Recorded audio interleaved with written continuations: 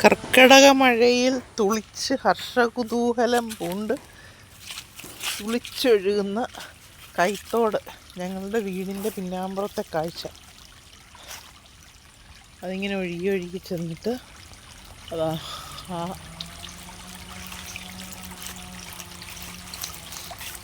ഇങ്ങനെ ഒഴുകി ഒഴുകി ഒഴുകി അത് കണ്ടില്ലേ,